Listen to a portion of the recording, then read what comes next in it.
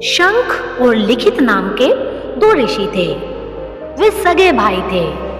दोनों महान विद्वान थे। वे अलग अलग आश्रमों में रहते थे। उन दोनों के पास अनेकों विद्यार्थी शिक्षा ग्रहण करने के लिए आया करते थे। एक बार ऋषि लिखित बड़े भाई ऋषि शंख से मिलने के लिए उनके आश्रम में गए।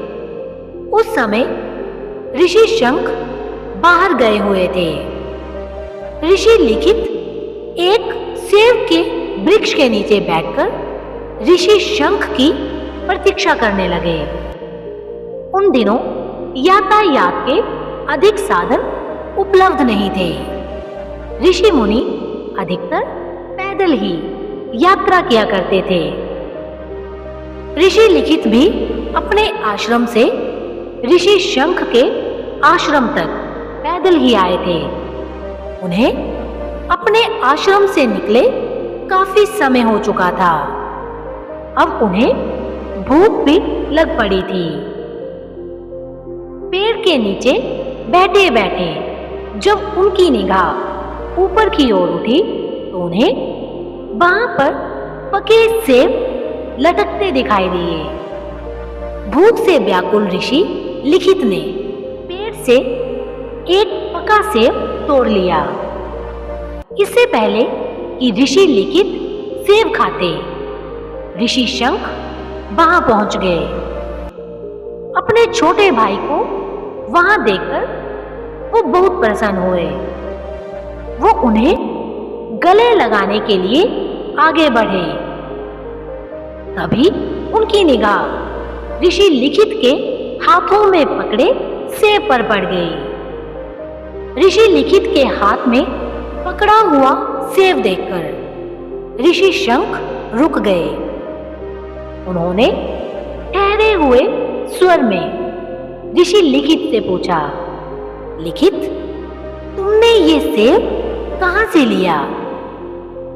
ऋषि लिखित ने सहज ही उत्तर दिया, आश्रम के इस पेड़ से तोड़ा है भैया।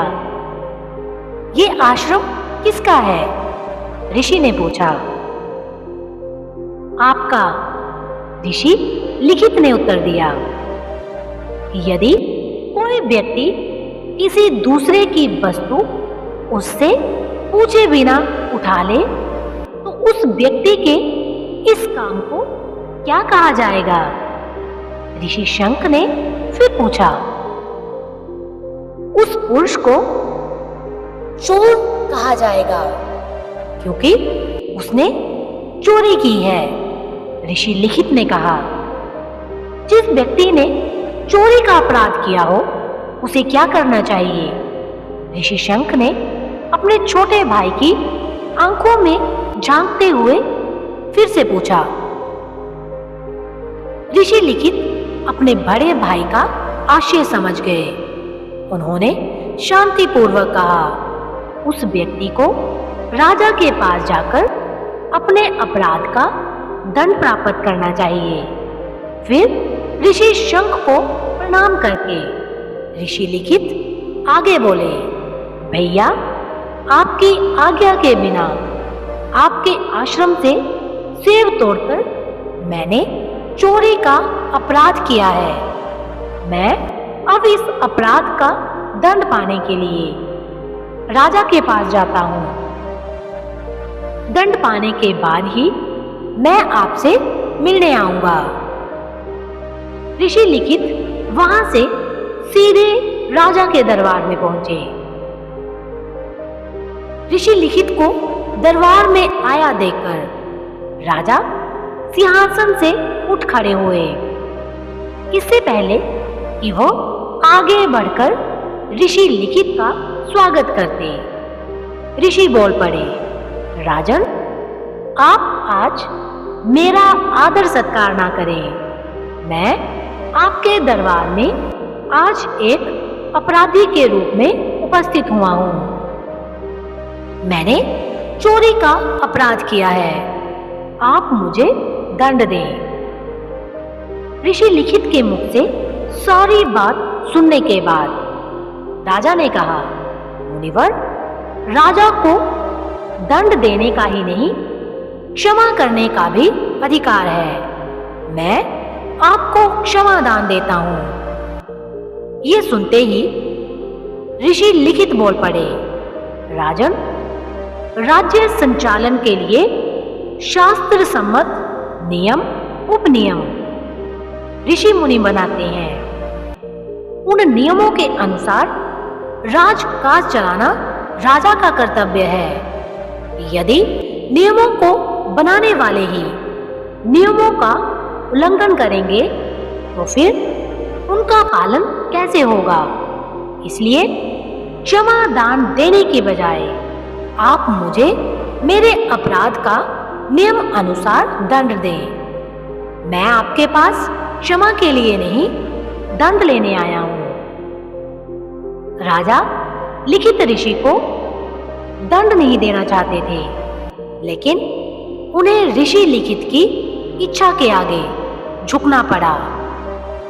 उन दिनों चोरी के अपराध का दंड था चोर के दोनों हाथ काट देना। विवश होकर राजा ने ऋषि लिखित के दोनों हाथ काट देने का हुक्म सुना दिया। लिखित ने हंसते हंसते अपने दोनों हाथ कटवाए और फिर ऋषि शंख के आश्रम की ओर चल पड़े। ऋषि शंख ने जब ऋषि लिखित को देखा तो उनकी आंखों से खुशी के आंसू बह निकले। उन्होंने लिखित को अपनी छाती से लगा लिया। ऋषि लिखित ने मुस्कुराते हुए कहा, देखो भैया, मैंने अपने अपराध का दंड प्राप्त कर लिया है। मैंने अपने पाप का प्रायश्चित कर लिया है। ऋषि शंख अपने छोटे भाई को आश्रम के अंदर ले गए। फिर उन्होंने जड़ी बूटियों से उनका उपचार किया। पौराणिक कथा के अनुसार शंख की कृपा से ऋषि लिखित के दोनों हाथ फिर ठीक हो गए। जब ऋषि लिखित के दोनों हाथ फिर ठीक हो गए तो उन्होंने ऋषि शंख से पूछा, भैया, यदि आपने कृपा करके मेरे दोनों हाथ दोबारा ठीक ही कर देने थे तो मुझे दंड ही क्यों दिलवाया था? राजा का काम अपराधी को दंड देना है। यदि नियम बनाने वाले ही उनका उल्लंघन करने लगेंगे तो प्रजा उन नियमों का पालन कैसे करेगी? इसीलिए मैंने चाहा था कि तुम राजा से अपने अपराध का दंड प्राप्त करो। दंड प्राप्त करके तुमने अपने पाप का प्रायश्चित कर लिया। दया करना ऋषियों का स्वभाव होता है। उसी से प्रेरित होकर मैंने तुम्हारे हाथ ठीक कर दिए। दंड केवल राजा ही दे सकता है, लेकिन दया तो कोई भी किसी पर भी कर सकता है। ऋषि लिखित ने दंड स्वीकार करके जहां हमें बताया कि किसी भी वस्तु को उससे पूछे बिना प्रयोग में लाना चोरी है, वहीं इस बात की प्रेरणा भी दी कि नियम बनाने वाले को किसी भी हालत में स्वयं नियम का उल्लंघन नहीं करना चाहिए। जो नियम बनाए गए हैं उन नियमों का हर हालत में पालन करना चाहिए। दोस्तों, ये थी आज की कहानी। फिर मिलेंगे नई कहानी के साथ। तब तक के लिए अपना ख्याल रखना और ऐसी ही कहानियाँ किस्से सुनने के लिए चैनल को सब्सक्राइब और बेल आइकन को प्रेस करना मत भूलना।